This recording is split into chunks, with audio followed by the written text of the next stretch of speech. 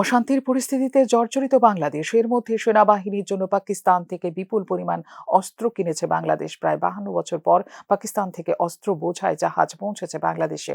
সাবেক প্রধানমন্ত্রী শেখ হাসিনার সময় রাষ্ট্রের কোষাগারে সঞ্চিত অর্থের অপব্যবহার হচ্ছে বলে অভিযোগ উঠেছে অন্তর্বর্তী সরকারের বিরুদ্ধে। পাকিস্তান থেকে অস্ত্র কেনার এ সিদ্ধান্ত ঘিরে ইতিমধ্যে বাংলাদেশ সরকারের বিরুদ্ধে প্রশ্ন তুলেছে আন্তর্জাতিক মহল।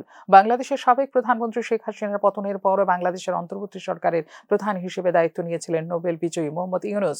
তার দায়িত্ব গ্রহণের পর খুব বেশি সময় না যেতেই গোলাবারুদ এবং রাইফেলের গুলি প্রায় শেষ হতে চলেছে বলে জানিয়েছে বাংলাদেশ সেনাবাহিনী। বাংলাদেশের পরিস্থিতি বিবেচনা করে গোলাবারুদ সরবরাহের বিষয়ে সন্তোষজনক উত্তর দেয়নি অধিকাংশ দেশ।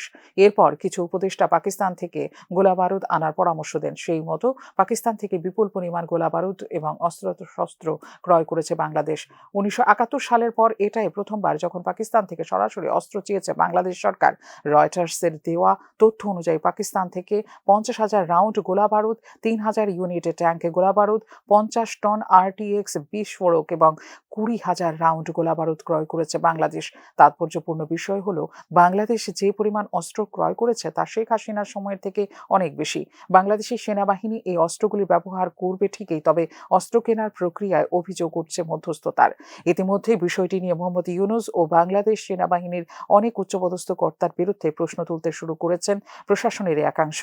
পাকিস্তান থেকে অস্ত্র কেনা এবং এক্ষেত্রে আর্থিক কেলেঙ্কারিতে যুক্ত থাকার বিষয় নিয়ে ইতিমধ্যে প্রশ্ন উঠছে বাংলাদেশের অন্তর্বর্তীকালীন সরকার প্রধান মোহাম্মদ ইউনূসের ভূমিকা নিয়েও। ফিউরো রিপোর্ট, নিউজ নাও।